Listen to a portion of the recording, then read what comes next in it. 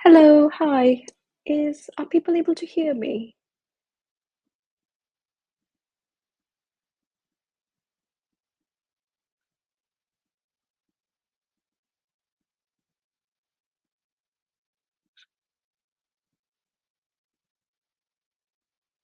Thank you. We'll just wait for a few more minutes to let more people join in.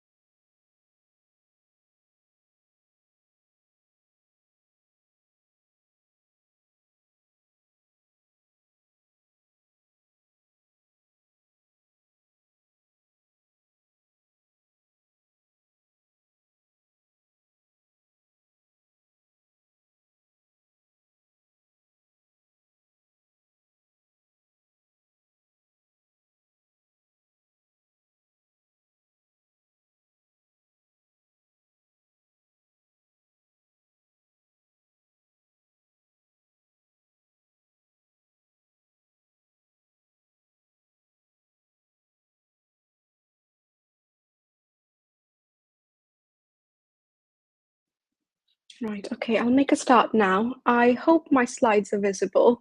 Let me know if they're not. Okay, so hello, I'm Niharika. I'm one of the Foundation Year 1 doctors, currently in East Midlands, and this is our finals teaching series in respiratory. Today is our second session, and we'll be covering common respiratory infections and cystic fibrosis. So the topics that we'll cover today would be upper respiratory tract infection, lower respiratory tract infection. Now, these are umbrella terms for lots of different types of infection. We won't be going over each of them individually in this session in the interest of time, but we'll have a brief overview of the clinical presentation and how to manage it. We'll discuss pneumonia in some detail. We'll discuss cystic fibrosis. Now, cystic fibrosis in itself is not a respiratory disease. It is a genetic condition, but it causes a lot of respiratory complications. So I thought it would be helpful to include it in the session. TB, again, is not solely a respiratory condition. However, it's more commonly has got a respiratory component to it. And we'll discuss acute bronchitis as well. There's just a few of us in today, so pop in any questions that you have in the chat. I'll try and answer them as best I can. If I'm not able to answer them, apologies in advance. And okay, so hopefully it's interactive. I've got a few questions to work through as well. Right, okay, so I'm just going to switch off my camera now. So before we start, just a quick overview on anatomy. So the respiratory system is divided into two sections, and that is at the level of the vocal cords. So the upper respiratory tract is involved in conduction, as well as filtering and humidifying the inhaled air. And that contains your nasal cavity, your paranasal sinuses, your pharynx, larynx above the vocal cords.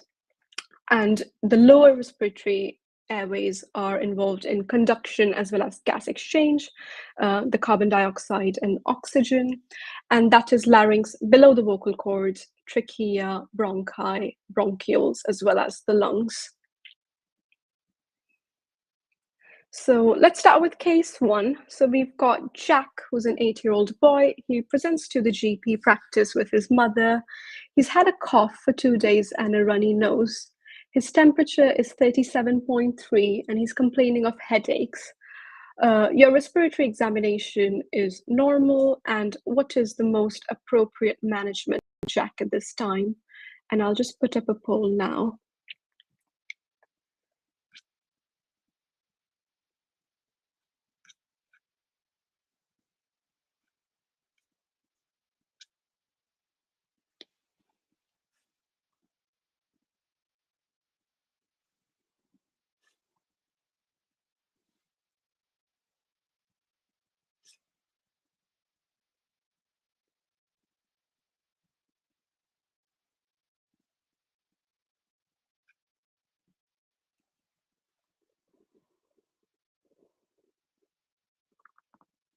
And if you're feeling brave, feel free to give in your reasoning as well in the chat. That would be helpful.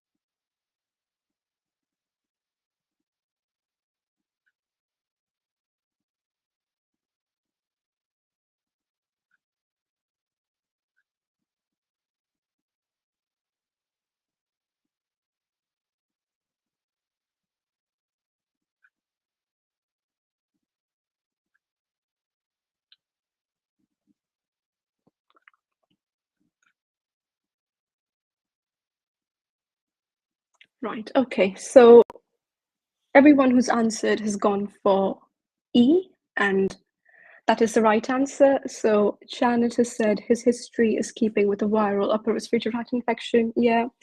Okay, so one of you have gone for pediatric assessment unit on admission, and yes, that is a good idea as well. I'll just explain the rationale as to why E is the right answer. So he's got a cough and he's got a runny nose and he's got slight temperature, but it's not considered a temperature spike. You may consider it to be a low grade temperature, but it's only 37.3. And he's got a headache. These signs are in keeping with a viral infection, and his chest examination is quite reassuring because there's no abnormal findings here. So it does not suggest a life-threatening condition, so he does not need to go to ED at the moment, or even go to the pediatric assessment unit. But what's very important here is to appropriately safety net the patient. So things like, at the moment, you're well. However, if the symptoms don't resolve in, say, 2 weeks, come back and see us again. Or if you develop, say, any breathing difficulties, or if the temperature goes higher, if there's a wheeze, then you need to go and seek appropriate medical advice. So at the moment, antibiotics are not indicated because this is in keeping with a viral upper respiratory tract infection. And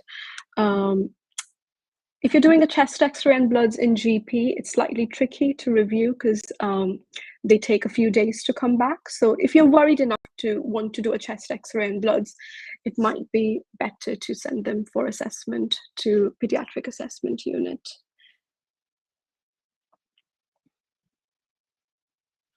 So he could potentially have acute bronchitis. So that is inflammation of the bronchi, and it is a lower respiratory tract infection, but it is more commonly viral. The common symptoms with it is cough, and that is the main symptom, but they can also have a sore throat, headaches, a runny nose, as well as some muscle aches. Examination-wise, they're usually normal, but some may have a low-grade fever or wheeze.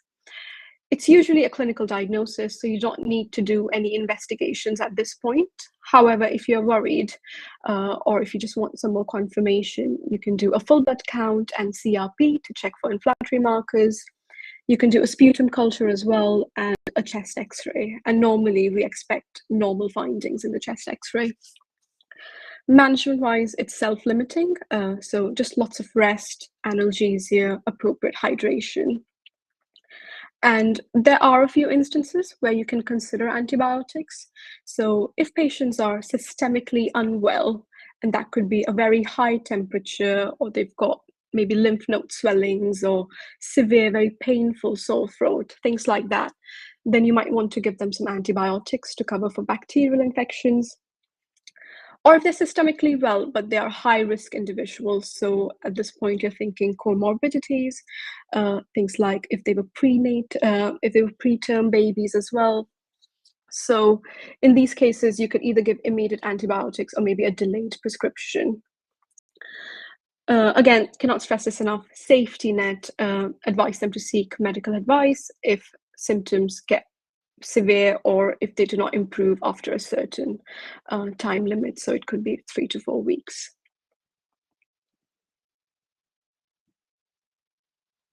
So just a quick overview on upper respiratory tract infection versus lower respiratory tract infection.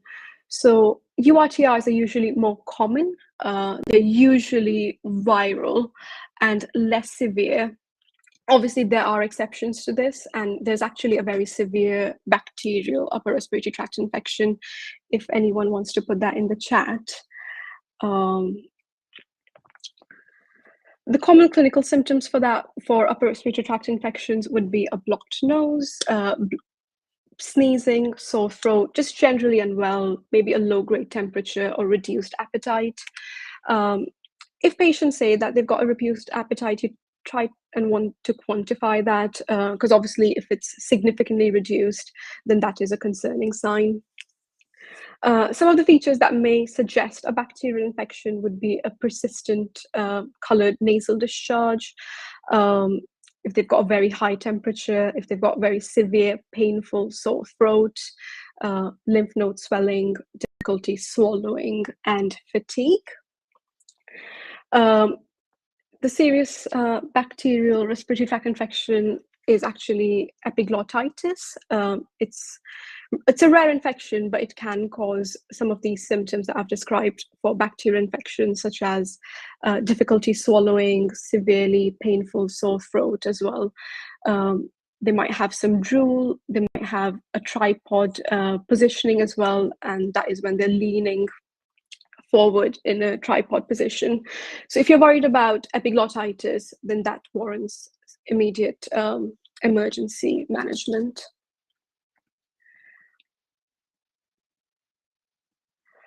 So by definition, a lower respiratory tract infection is an acute illness, usually present for less than 3 weeks. Commonly, cough is the main symptom, but they can have at least one other respiratory tract symptom like fever, sputum production, breathlessness, wheeze, things like that. And there's no other diagnosis to explain that. So they've not got things like sinusitis or asthma. And things to see would be oxygen requirement, having a high resp rate, having wheeze, crackles, and just generally unwell. These patients may require hospitalization. These infections are not always bacterial, but usually we worry about bacterial infections, so we do often start them on antibiotics. And they're usually more serious than your upper respiratory tract infections. Has anyone got any questions about these?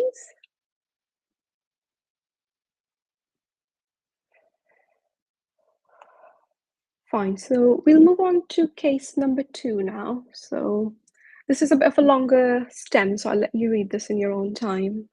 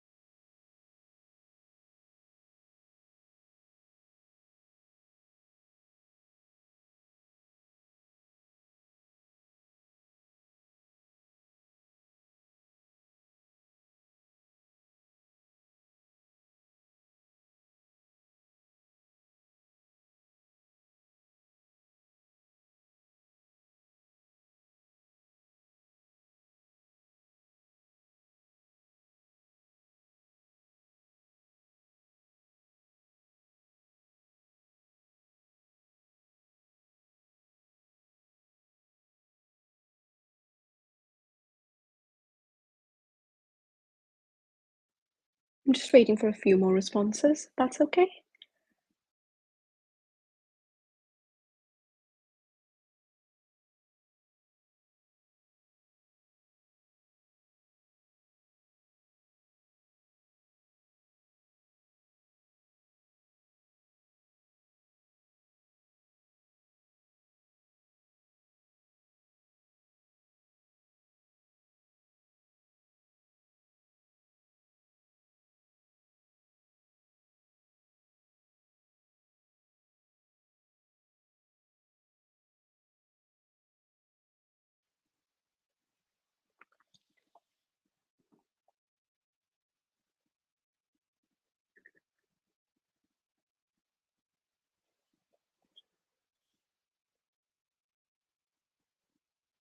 Okay, so some have gone for A, which is admit under medics for IV antibiotics, and some have gone for send home with oral antibiotics and safety netting.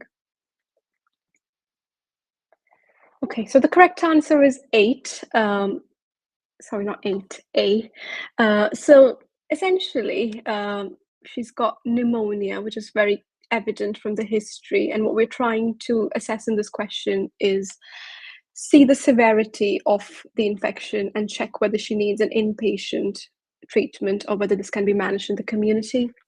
So some of the clues here is that she's 67 years old. She's got a bit of a high rate, a bit of a high heart rate, nothing too severe in this case. BP is 95 systolic and her temperature is 38.9. She's got crackles and there is a radiological evidence of pneumonia because she's got consolidation. She's got high inflammatory markers and her urea is 9 and creatinine is 100. Would someone like to put in the chat as to how we assess the severity of pneumonia?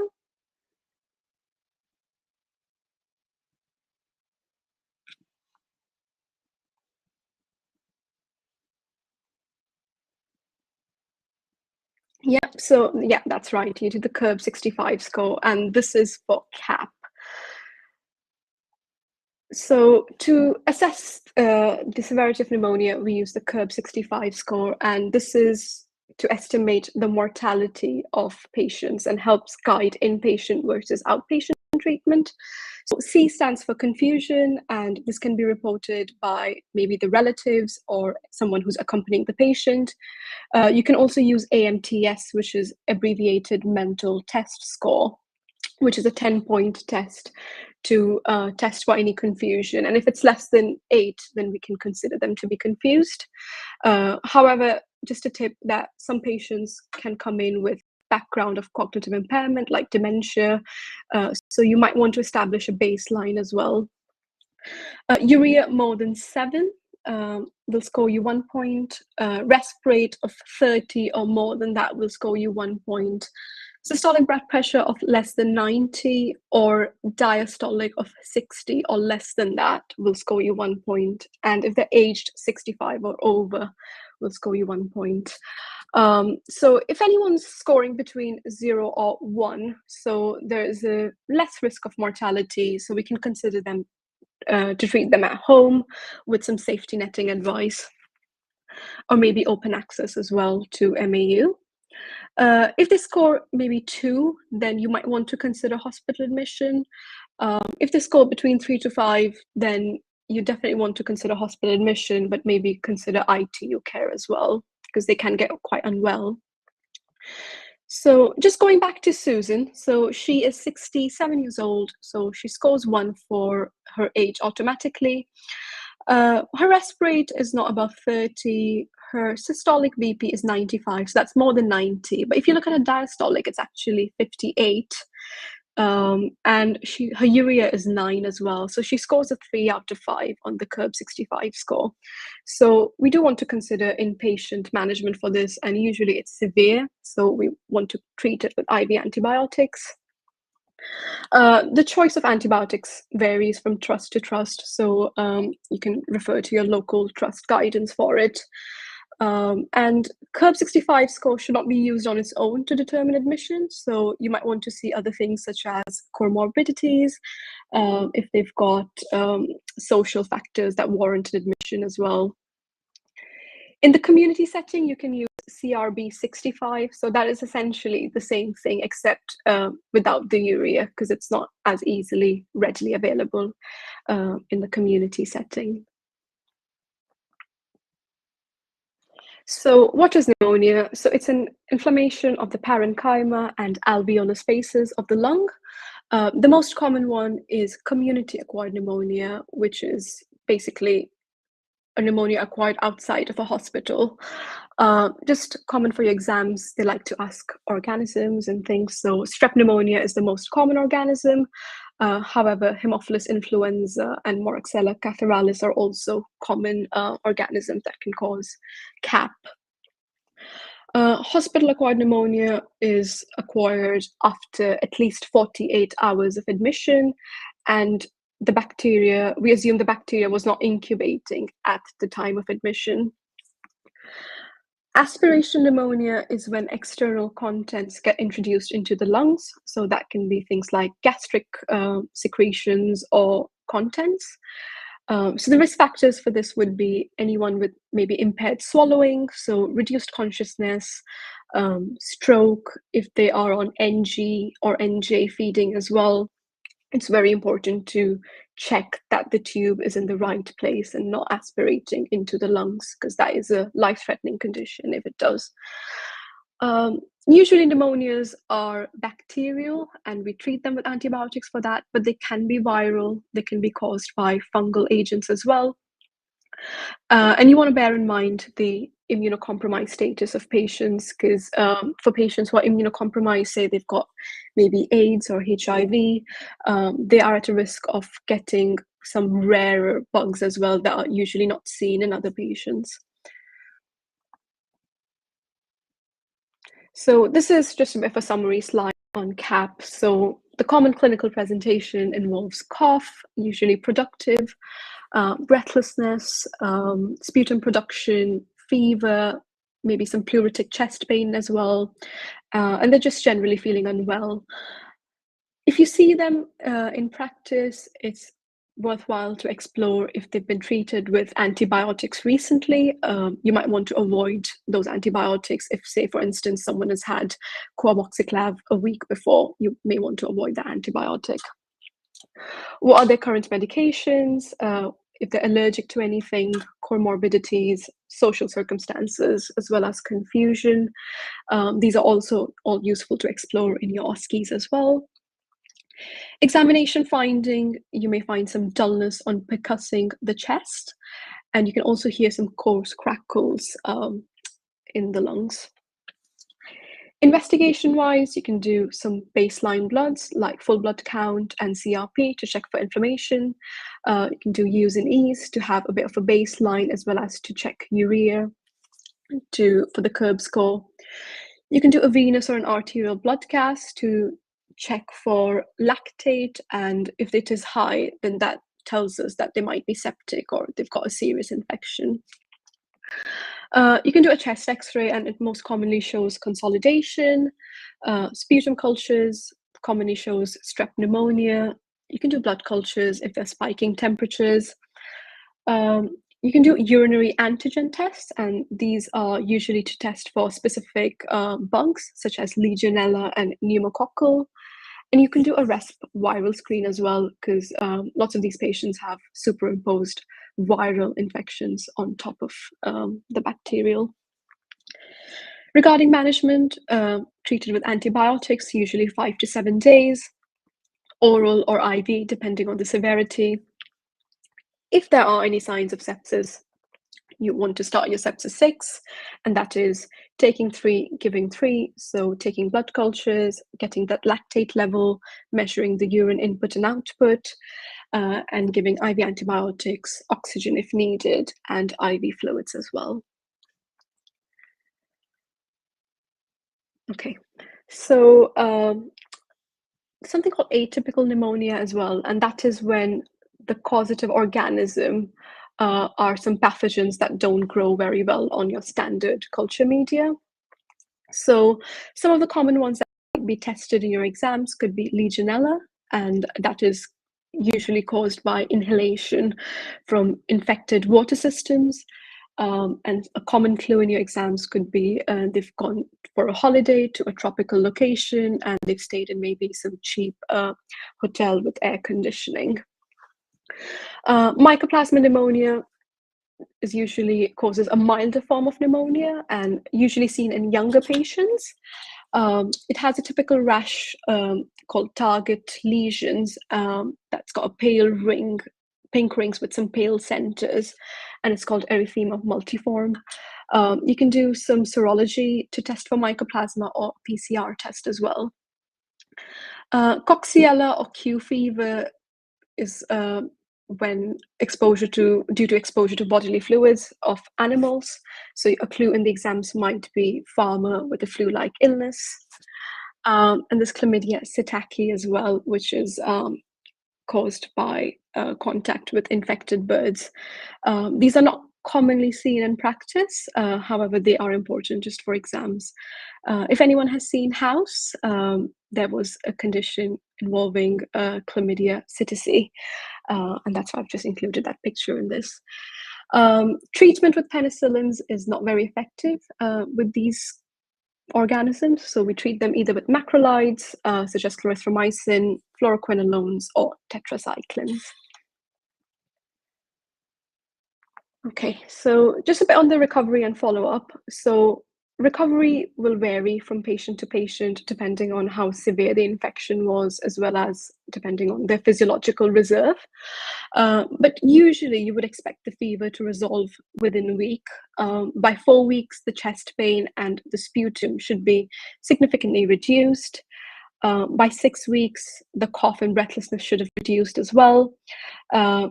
Commonly by 3 months, most of the symptoms should resolve, although they may have some underlying fatigue. And by 6 months, all the symptoms should have resolved.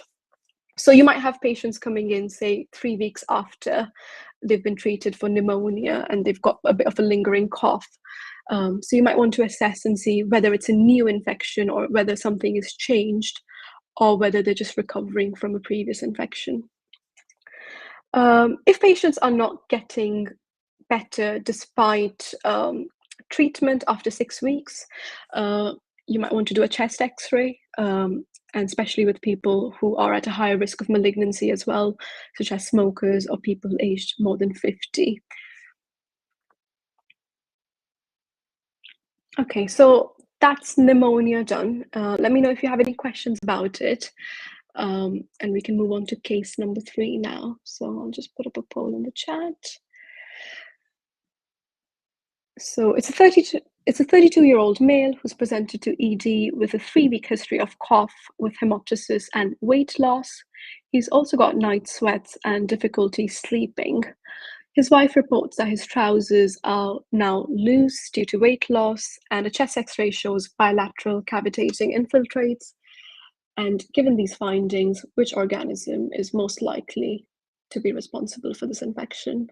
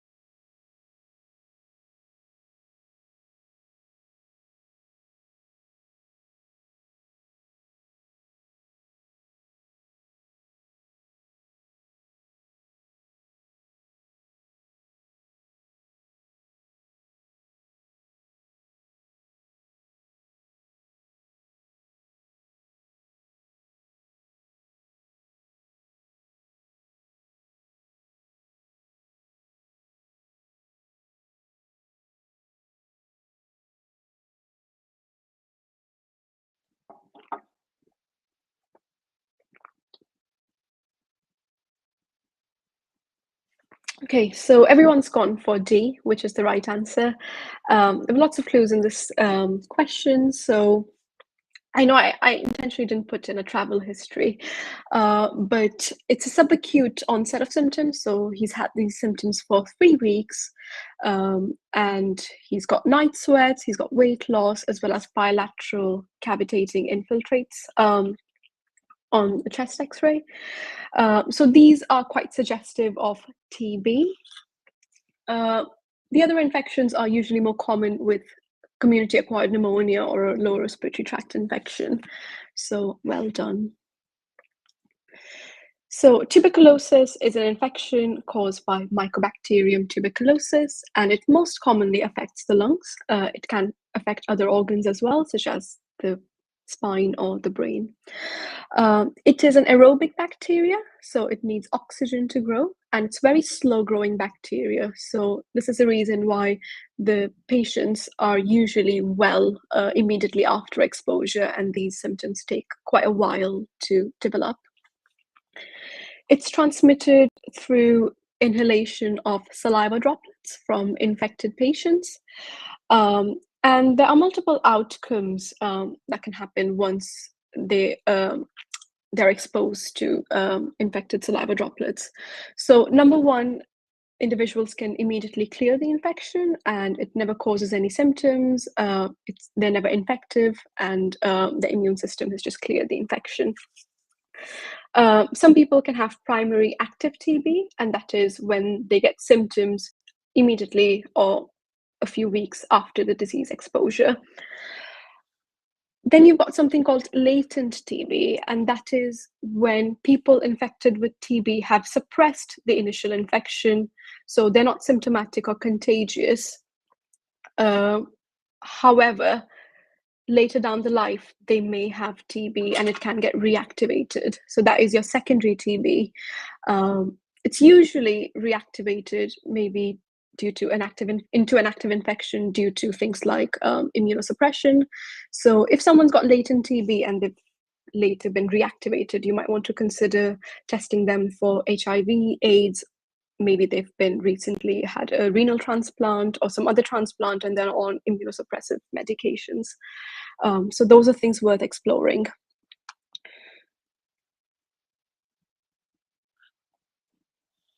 Again, so this is a bit of a summary slide on TB. So active TB most commonly affects the lungs, but other organs may be involved, and the clinical features will depend on the underlying site.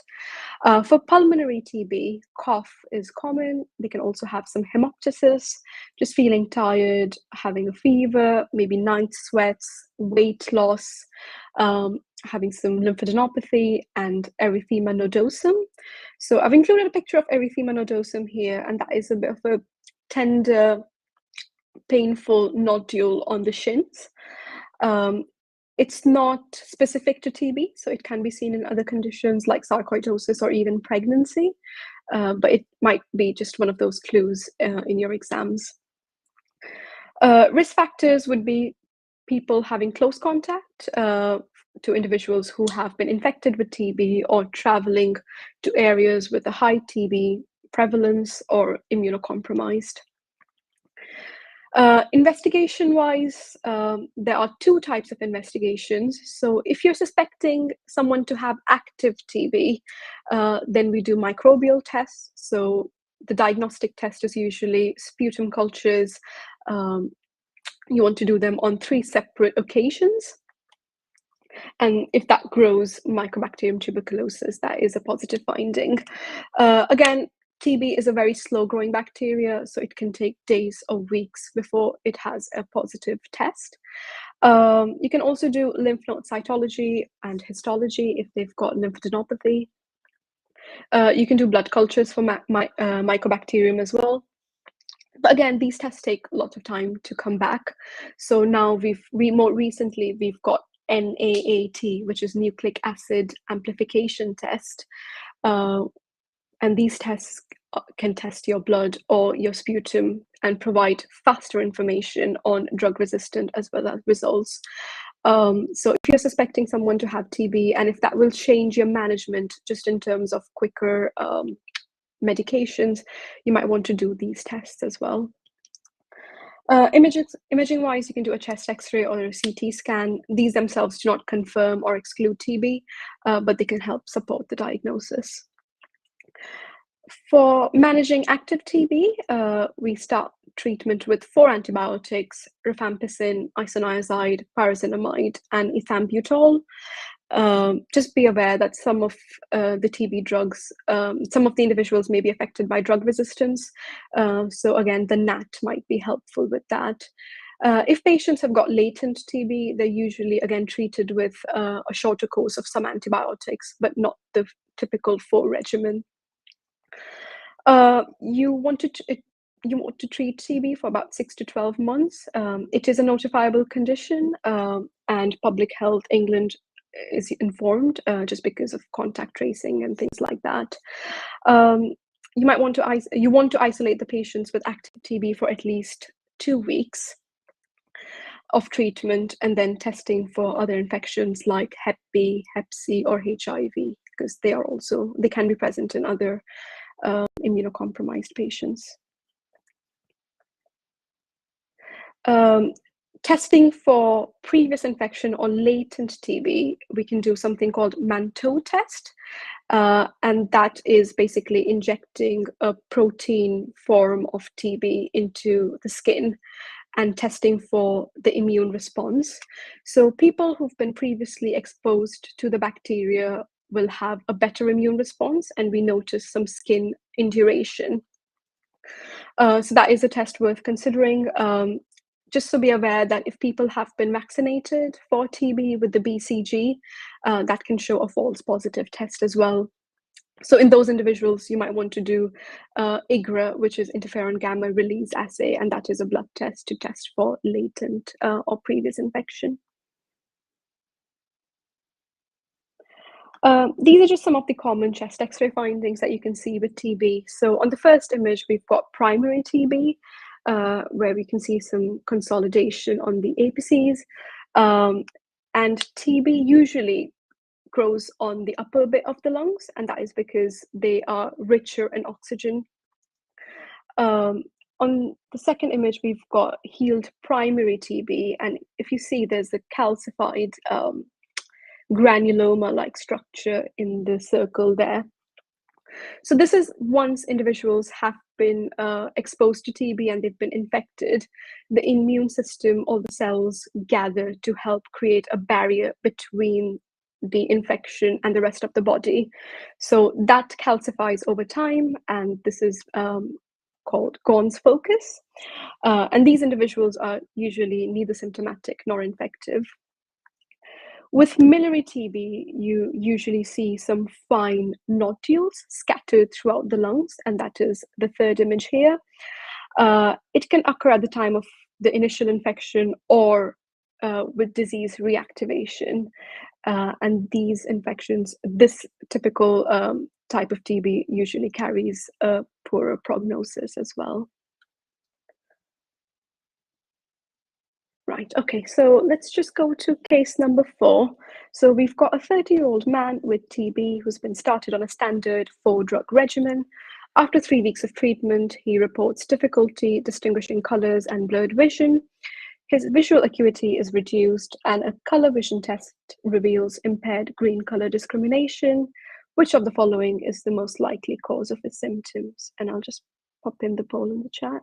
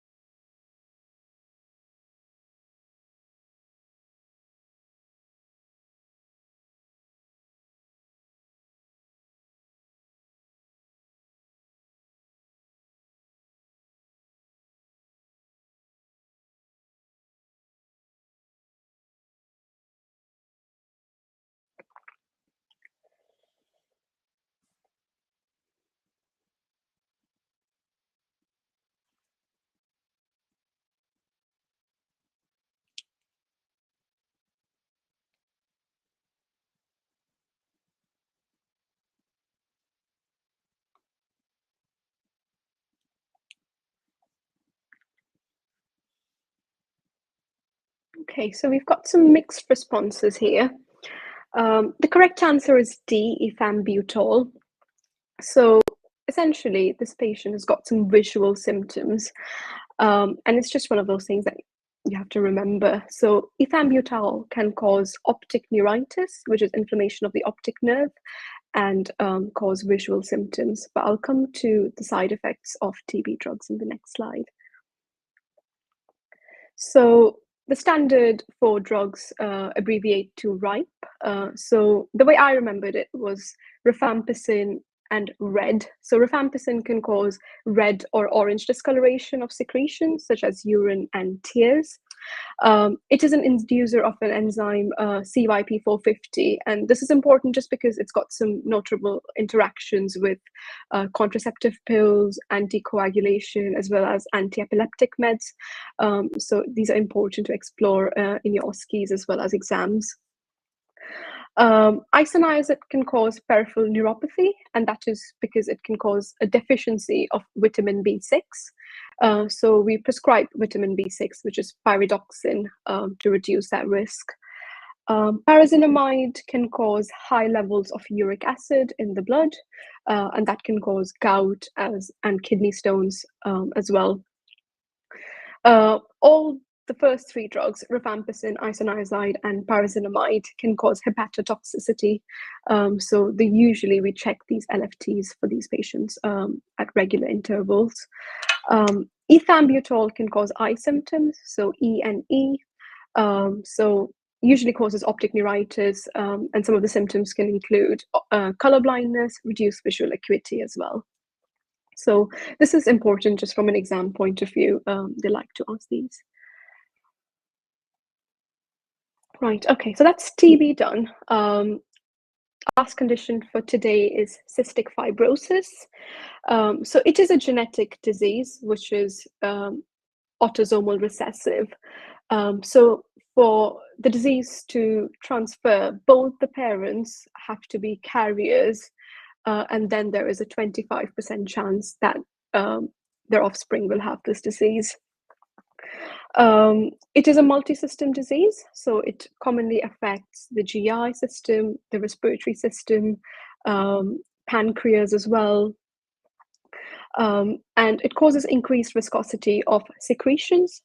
So essentially, it's caused by mutation in CFTR gene, and it's located on chromosome 7.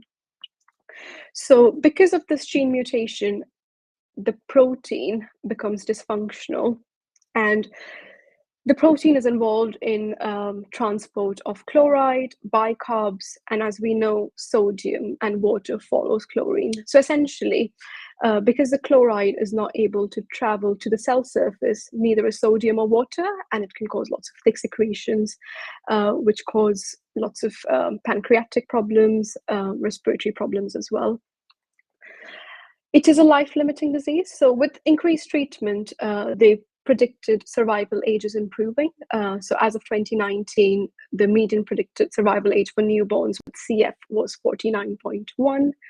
The main risk factor is family history because it is a genetic disease. It's more commonly seen in Caucasian population, particularly Northern European.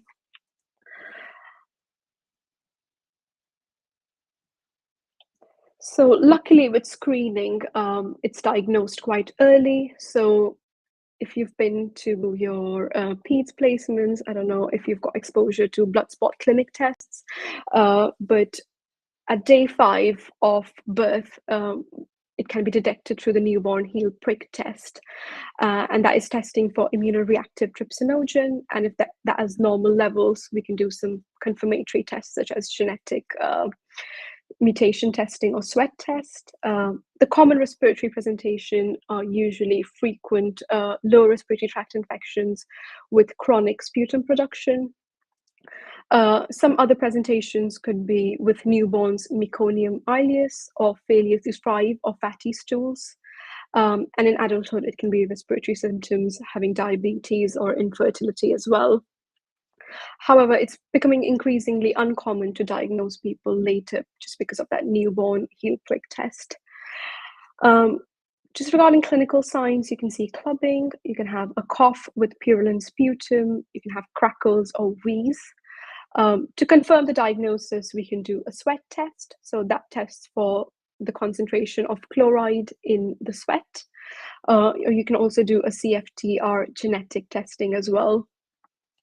You can do a chest X-ray or CT thorax if there are exacerbations, or if you're looking for complications of respiratory infections, such as over time, if people have recurrent cystic fibrosis related infections, they can have bronchiectasis. So that is something that you might want to do a CT thorax for to explore. Just regarding bacteria, so early in life, children or infants are commonly affected with Staph aureus, and later in life, the Pseudomonas infection gets more common. Regarding management, so management of pulmonary CF involves encouraging clearance of secretions. Unfortunately, it is not a curable disease, so we try and manage it by reducing and preventing these infections and clearing the sputum. So you might want to do regular airway clearance technique exercises, chest physiotherapy, mucoactive agents, basically medications to help clear the phlegm and sputum. CFTR modulators are some drugs that can be used to work the malfunction, to try and change the shape of the malfunctioning protein, but that is dependent on the specific mutation. But that is something that's increasingly being used. And then antibiotics to treat and prevent chest infections. Patients with cystic fibrosis should try and minimize contact with each other to prevent cross-infections with Burkholderia, as well as pneumonia. And you can consider lung transplant in severe cases. Most of the lung transplants that are done would be bilateral, just to avoid leaving a residual infected secretion.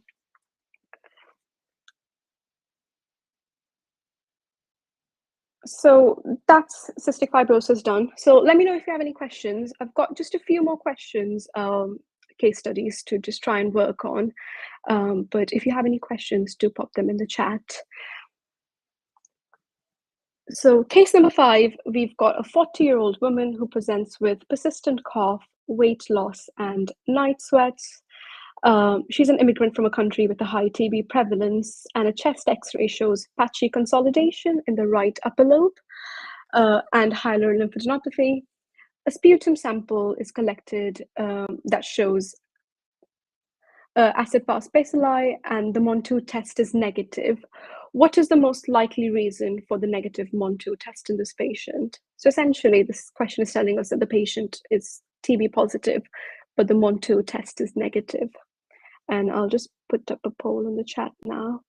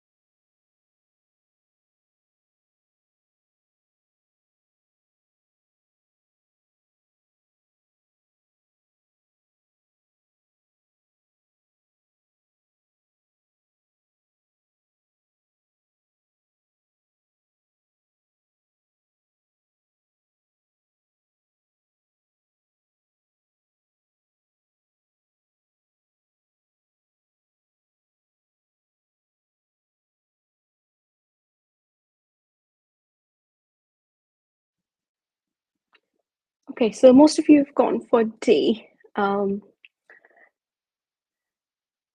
Right, okay. So Essentially, the MON2 test relies on someone's immune response. So the way it works is if someone has been exposed to the TB bacteria, the immune system kind of recognizes that and has a greater response to it. So even with active TB, you would expect the MON2 test to be positive unless the patients are immunocompromised. The patient here does not have latent TB and they've got lots of symptoms for active TB here, so that is incorrect. The test was performed incorrectly. We don't really know, but that is unlikely in this scenario. And even if a patient has extrapulmonary tuberculosis, you would still expect the MON2 test to be positive. So the correct answer here is B. Obviously, I know I've not given any indication in this question that the patient is HIV positive. However, the reason that the MON2 test is negative despite having active TB is suggestive that they're immunocompromised. So I hope that clears it up. Right, we've just got one last question. So a 40-year-old woman presents to ED with fever and dry cough and shortness of breath on exertion. She has a known history of HIV with a CD4 count of 150. On examination, she appears unwell and the respirate is 24 per minute and her oxygen saturation is 89% on room air and her chest x-ray shows bilateral infiltrates, which is the most likely diagnosis. And I'll just put up a poll in the chat now.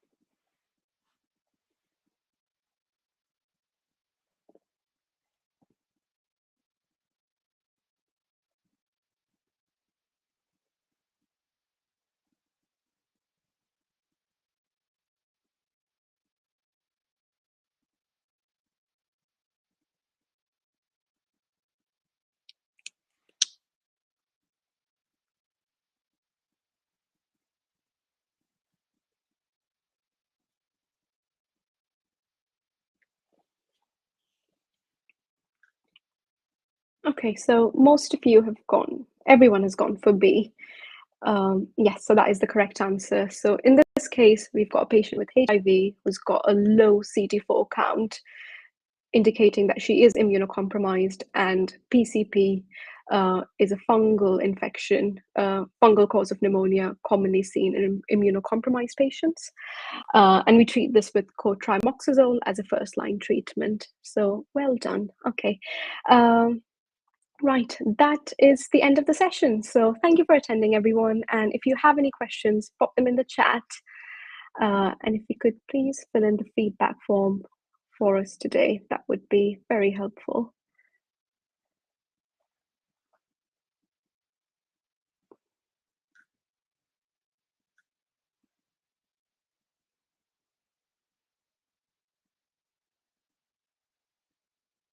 If you have any suggestions for any future sessions or anything that I could do to improve, that would be very helpful. Thank you.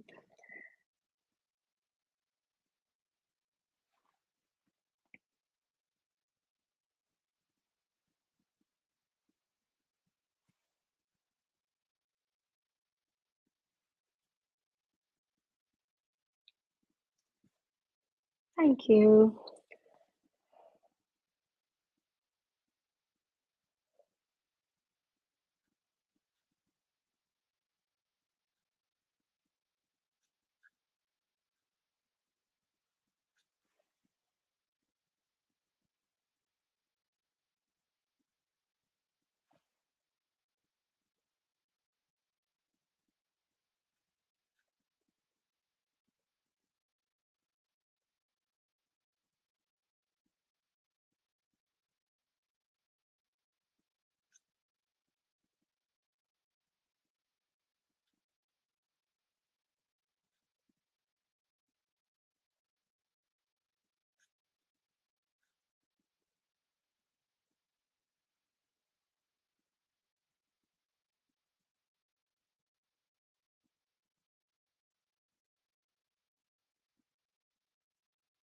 Okay, so if no one has any questions, I'll end the call now. Okay, thank you, everyone.